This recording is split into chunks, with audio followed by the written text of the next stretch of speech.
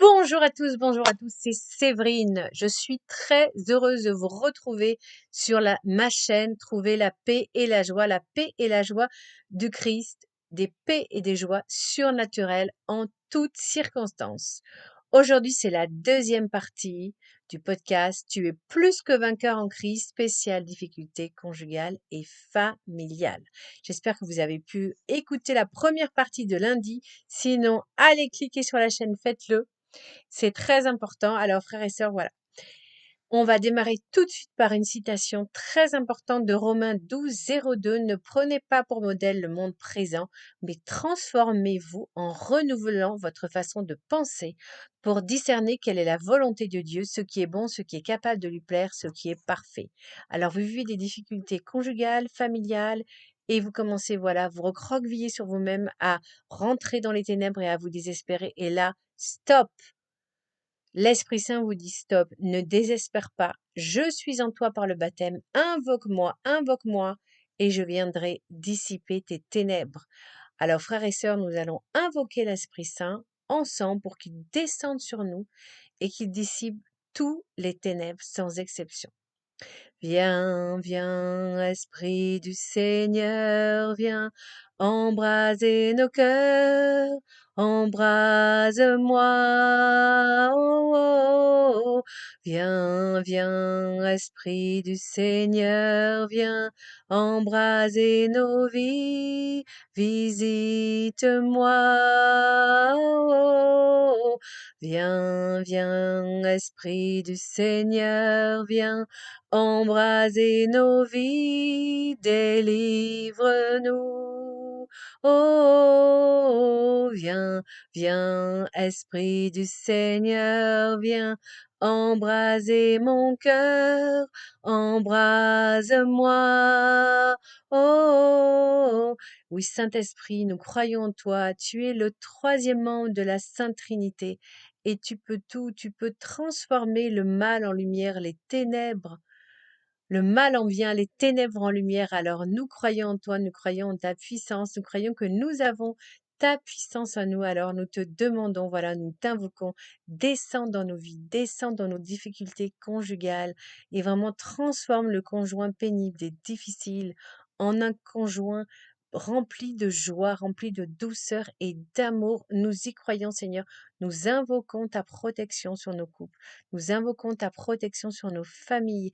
Si nous avons des difficultés avec un membre de la famille qui nous rejette, qui nous méprise, qui nous insulte, eh bien nous croyons, Saint-Esprit, que tu as le pouvoir de transformer ce loup féroce en un agneau doux et aimant. Merci Saint-Esprit, merci de tous les miracles que tu feras pour nous. Sois béni, sois remercié.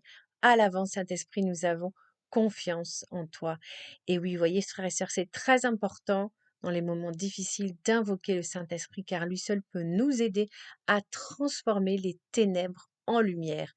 Et c'est qui est très important aussi, c'est de pratiquer la louange. Là, j'ai pris un petit chant de NDLM. Vous avez, voilà, selon vos goûts personnels, vous trouverez sur YouTube tout un tas de chants de louange, mais allez-y dans la louange à fond, à fond, à fond, chantez de toute votre force.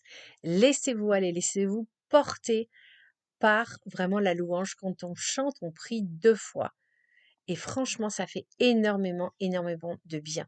Ce qui est fondamental quand on vit des moments difficiles avec une personne aussi proche qu'un conjoint ou qu'un parent. Ce qui est très important, c'est vraiment de ne pas céder ni à la colère, cette tentation de rendre le mal pour le mal. Non, ça c'est l'esprit du monde. Mais quand on est chrétien, on sait qu'on rend le bien, voilà, on rend, pardon, le bien pour le mal. On sait qu'on peut être vainqueur comme cela.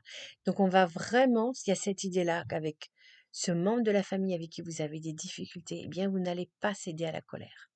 Vous allez vous dire que voilà, vous allez avoir compassion pour son âme qui est malade, et vous allez vraiment penser à Jésus sur la croix, qui aimait ses bourreaux. Alors nous aussi, nous allons aimer ceux qui nous font du mal, et nous n'allons pas, et non pas aimer le mal qu'ils nous font.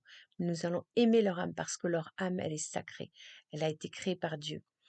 Et voilà. Et nous ne répondrons pas au mal par le mal, nous répondrons au mal par le bien. Donc ça, c'est très important.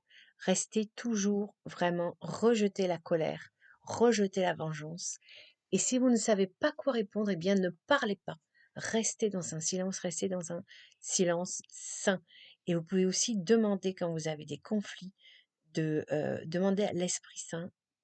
Ne répondez pas tout de suite, surtout ne répondez pas du tac au tac, mais vraiment demandez à l'Esprit Saint qu'est-ce que je dois dire là, maintenant, tout de suite. Et vous verrez qu'il ne vous laissera pas tomber. Et puis, vous pouvez aussi être prophète et dire que voilà, je déclare que rien ni personne ne détruira mon couple. Je déclare que rien ni personne, au nom de Dieu, au nom de Jésus-Christ, ne détruira ma famille. Amen. Répétez ça de nombreuses fois tout au long de la journée et vous verrez que vous allez sentir la confiance qui va revenir. Et plus vous serez comme ça rempli de force, de calme et de confiance, et plus vous allez voir le mal qui va reculer.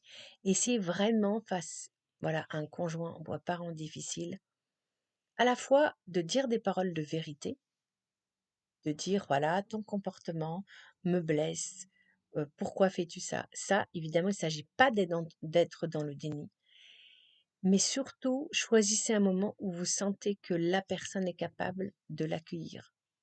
Vous voyez ce que je veux dire? Il y a des moments où la personne, elle sera elle-même dans une colère. Donc, dans ce cas-là, adoptez un silence joyeux, un silence confiant parce que vous savez que Dieu est avec vous et vous soutient. Or, si Dieu est avec nous, personne ne peut être contre nous. Tout ça, c'est de l'esbrouf. Et si vous voulez vraiment sauver votre couple, sauver votre famille, restez dans la joie, restez dans la paix. Et le dernier conseil que, voilà, que je vous donne, c'est de prier le chapelet. Priez le chapelet tous les jours. Vous verrez que Marie va vous aider. Et elle-même, elle a eu des moments vraiment difficiles où ils ont été, voilà, rejetés quand ils ont dû s'enfuir, qu'ils étaient en Égypte, ils connaissaient personne.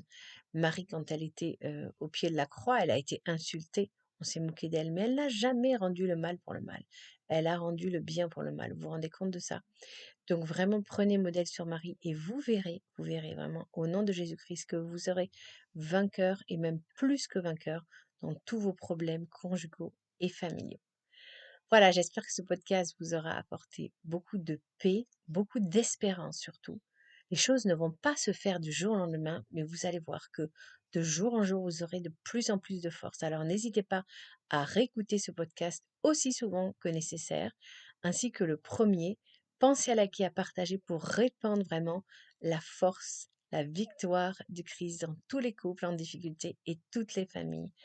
Amen. Merci Seigneur de nous avoir inspiré ce podcast. Merci d'avoir été avec nous.